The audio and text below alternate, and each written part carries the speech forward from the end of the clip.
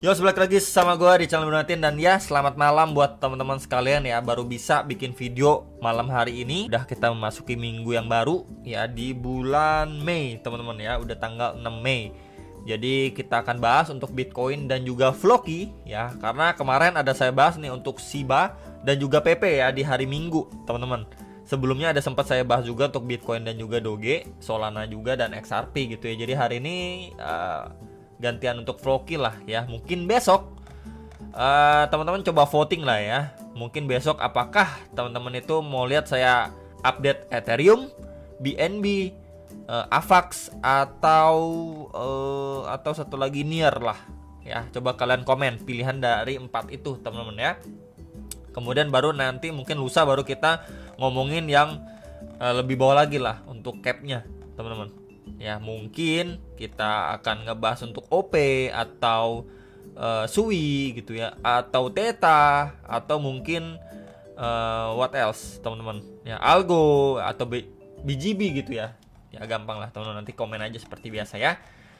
Oke, jadi kita lihat dulu untuk sentimen di hari Senin ini ya. Kita lihat juga untuk Fear and Greed Index sudah berada di level 58, sedikit lagi memasuki greed kembali karena market rebound dari 56.500-an sampai sekarang udah di sekitar, tadi itu sempat di 65.500-an dolar gitu ya. Kemudian sekarang baru koreksi sedikit lagi lah ya. Jadi memang kita bisa lihat dari Fear and Greed Index ini orang-orang udah mulai kembali untuk memasuki grid lagi karena ya didukung juga dengan market yang rebound. Cuman yang perlu di take note adalah untuk di minggu ini ada beberapa news event penting ya, seperti ada initial jobless claim, crude oil inventory ini per tanggal 8 Mei, 9 Mei dan 10 Mei ya. Dan selebihnya sih nggak ada banyak jadwal. Yang lebih penting sebenarnya di minggu depan teman-teman ya. Persiapan di minggu depan ini ada PPI tanggal 14 Maret, kemudian ada CPI ya, ini tanggal 15 Maret, dan di 16 Maretnya ada initial jobless claim juga sama Fed Manufacturing Index teman-teman ya. Ini jamnya setengah 8 malam semua. Jadi minggu depan lah yang benar-benar penting. Jadi untuk minggu ini sepertinya untuk news event itu tidak se-wow atau seheboh minggu depan ya. Kemudian kita lihat untuk Bitcoin ETF flow juga per tanggal 6 Mei ini belum keluar ya datanya, mungkin besok baru keluar. Cuman memang terakhir di tanggal 3 Mei ini inflow-nya besar teman-teman ya. Bahkan dari Grayscale juga sudah melakukan pembelian. Ya, jadi mungkin menjelang minggu depan kita lihat reaksi dari institusi besar bagaimana, apakah memang dia sudah mereka ya sudah confident untuk buyback ya dan siap to the moon atau bagaimana ya. Kita pantau bersama-sama di minggu ini gitu ya. Kemudian kita bisa lihat juga untuk liquidation heat map untuk Bitcoin sendiri. Ini untuk terdekatnya udah di grab ya. Untuk bagian atas ini udah disapu bersih teman-teman ya, likuiditasnya ini dari area 64.693 dolar ini sampai 65.300 dolar ya. Ini udah disikat bagian atas. Bagian atas bawah terdekat ini juga udah di grab ya, di sekitar 63.450 dolar. Ini cukup tebal di situ ya warna kuningnya. Ini udah di grab. Kemudian ada lagi nih teman-teman, bagian bawahnya dua nih.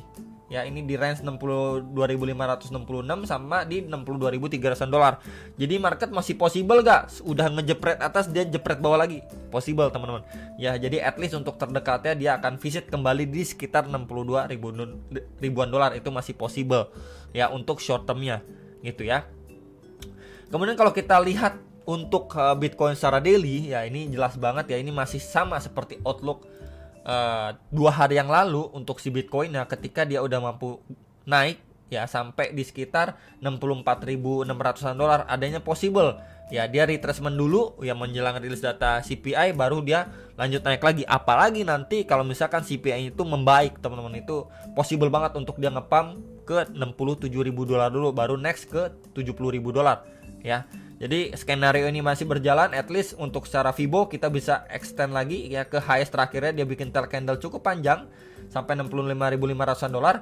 And then ya tetap aja box hijau ini di golden ratio ya di 61 ribuan dolar. Jadi meanwhile market ini secara minggu ini gitu ya, kita lihat secara bertahap dia turun korektif ya, ngejemput order, mungkin nge-grab likuiditas gitu ya, visit beberapa area support atau tahanan bawah. Ya, ini bisa aja part of correction before kita melanjutkan penguatan atau pumping kita gitu ya. Jadi ya ini bisa dipertimbangkan sekali lagi untuk si Bitcoin secara daily time frame khususnya teman-teman ya. Karena kita bisa lihat juga ini waktu dia nanjak dan visit area sini udah bikin tail candle ya, closing di 4 Mei, kemudian 5 Mei juga bikin tail candle atas, kemudian barusan juga bikin tail candle panjang ya, menandakan memang market atau buying power itu dalam tanda kutip ya untuk short termnya ketahan teman-teman ya. Ini ketahan terakhir kali, kemudian ini kemarinnya ya, kemudian ini per tanggal 4 Mei nya tuh kita bisa lihat udah 3 kali bikin tail candle lumayan panjang, dan puncaknya per hari ini ya, atau tadi teman-teman bisa bilang tadi banget dia bikin tail candle panjang seperti ini. Dan ya kalau terus-terusan seperti ini menandakan memang dari buying power belum siap untuk ngangkat harga Bitcoin benar-benar break dari area sini, maka ya kita possible untuk melihat dia koreksi dulu before melanjutkan pumpnya. Jadi koreksi yang terjadi adalah koreksi sehat atau wajar sebelum memang si Bitcoin ini kita lihat another push lagi lah ya. Jadi mungkin dia bisa jemput order bawah lagi sebelum dia lanjut push lagi ke $67.000. Oke, itu secara daily. Minimal kalau kita lihat secara time frame 4 jam ya, 4 jam di sini kita bisa lihat dengan seksama juga teman-teman ya. Di sini adalah highest terakhirnya dia. Oke, dan ini udah di break ya, cuman kita bisa lihat bikin tail candle aja, berarti ya kita bisa bilang juga grab likuiditas teman-teman ya. Kemudian lanjut short lah, bisa dibilang seperti itu gitu ya, lanjut short. Dan momentumnya secara time frame 4 jam juga kita bisa lihat secara bersama-sama, makin lama di sini ya penguatan yang ada pun makin terbatas teman-teman ya. Terbentuk sebuah rising wedge bisa, atau channel juga bisa ya, sama seperti sebelumnya. Penguatannya cenderung terbatas, akhirnya dia breakdown lagi, sama seperti ini juga ya. Penguatannya makin terbatas dan masih possible ketika memang dia close candle di bawah trendline support ini, dan ya possible untuk melanjutkan penurunannya kembali teman-teman ya. Kalau kita bisa lihat dia breakdown gitu teman-teman, breakdown dari channel atau rising wedge ini ya. Dan juga nggak menutup kemungkinan kalau invalidasinya dia mampu break impulsif untuk ngejar next $67.000. Tinggal kita lihat aja dia breaknya kemana, closing candle khususnya di time frame 4 jam, berarti nanti jam 11 malam ya close-nya itu di kisaran mana. Kalau misalnya di bawah trendline support ya berarti dia bisa lanjut turun. Dan possible-nya kita bisa gunakan ini adalah area tahanan atau support sebelumnya, kita extend ke samping, dan ya kita mendapatkan ini juga menjadi stopnya si Bitcoin sebelum dia lanjut naik ya. Ini di sekitar 61.700-an sampai $62.270 ya. Kita bisa gunakan juga bantuan kakek Fibo. Oke, dari swing low ke previous swing high-nya, maka ya kita mendapatkan Fibo 0,3, bahkan pas juga dengan next area target ketika memang si Bitcoin breakdown akan ngejar area berapa gitu ya. Ini bisa menjadi bahan pertimbangan atau pantauan untuk teman-teman sekalian ya. Breakdown dari situ ya, possible kemana lagi nextnya kita bisa pantau. Next area ini cukup lebar teman-teman sekalian. Kita bisa lihat sebelumnya ini adanya reaksi, dan juga ini terakhir kali market up, going up gitu ya. Jadi ketika memang dia jebol dari area sini ya, possible dia akan ngejar balik ke sekitar 58.400 sampai 59.900 dolar, atau ya kita genepin $60.000 lah ya. Jadi ini bisa diperhatikan untuk dua next area target ketika memang si Bitcoin itu breakdown dulu ya, mau ngejemput order dulu dan lain sebagainya ya. Jadi dia possible ketika memang lanjut koreksi, tapi closing candle kalau misalkan bull ya di atas trendline resistance ini, let's say seperti ini ya, possible untuk dia ngejar lagi ke $67.000 ya. Jadi bisa dipantau juga secara closing time frame 4 jamnya gitu ya. Next kita lihat juga ini ada Bitcoin ya, CME. Dia ada gap juga di sini ya. Biasanya memang gap ini potensi atau chance-nya itu besar terisi ketika memang institusi besar mulai banyak yang masuk gitu ya. Ketimbang sebelum institusi besar banyak masuk, itu nggak terlalu sering lah ya, dibandingin sekarang ketika institusi besar itu masuk, gapnya itu lebih sering ke isi, ke fill gitu, sama seperti ini ya. Di sini ada gap, kemudian ke fill teman-teman ya. Kemudian mana lagi, di sini ada gap juga nih ya, ada gap kemudian ke fill lagi ya. Kemudian mana lagi, nah kemudian di sini ada lagi ya, di sini ada gap lagi, di bawah naik dulu terus akhirnya ke fill juga, turun lagi teman-teman ya. Kemudian mana lagi, di sini juga ada nih ya, sorry, di sini gap tuh ya, dia naik dulu terus ke fill lagi teman-teman ya. Dan sekarang posisinya ada lagi nih Nah, di sini ya, di 63.670 dolar sampai 64.145 dolar. Ya di sini. Dan belum keisi semua loh, teman-teman ya. Jadi ini sedikit lagi akan keisi full. Nih, sisa sedikit lagi.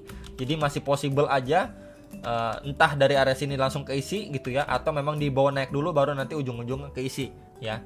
In the end, sooner or later kita akan melihat gap, sisa gap ini ya akan keisi. Jadi masih possible ya kalau dia balik lagi ke sekitar 63 ribuan dolar untuk si CME ini ya.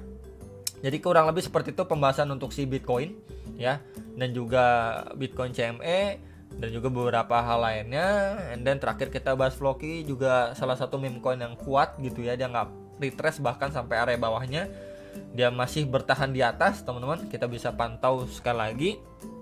Yang menjadi concern saat ini adalah dia ini bisa dikatakan lagi ketahan nih ya di area resisten sebelumnya. Nah di sini ya, di range 0,020286 sampai 22 ya, 0,022 dolar. Oke, jadi reject dari sana kita bisa gunakan juga nih sebuah trendline support teman-teman ya, dari tail candle to tail candle ya, kita bisa extend seperti ini.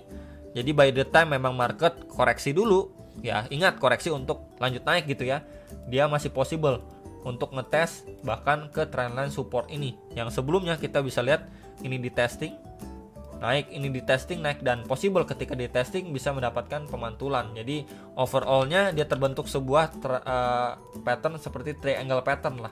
Nah kurang lebih seperti ini gitu ya. Ini di level berapa? Sekitar area 0,016 dolar ya, dimana juga sebelumnya ini menjadi area zone atau zonasi nih, resisten sebelumnya di flip menjadi support, and then di flip juga menjadi next potentially support ya untuk si Floki ya. Jadi ini menjadi next area yang bisa dipantau before mungkin dia bisa lanjutin penguatan dan lain sebagainya ya. Ini untuk Floki. Minimal kalau misalkan kita lihat juga untuk Floki ya, time frame 1 jam lah ya, tadi kan daily 1 jamnya ya, kita bisa lihat secara bersama-sama ya.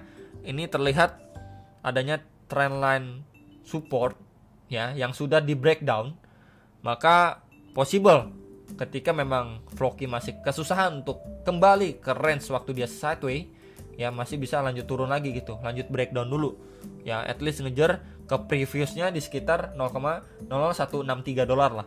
Karena sebelumnya kenapa saya tanda di area situ, ini terakhir kali dia create base ya sebelum dia lanjut naik lagi ya, adanya buying power lumayan kuat di area situ ya, sebelum nanti mungkin target maksimal secara yang kita lihat secara daily akan ngejar ke 16 ya untuk Floki.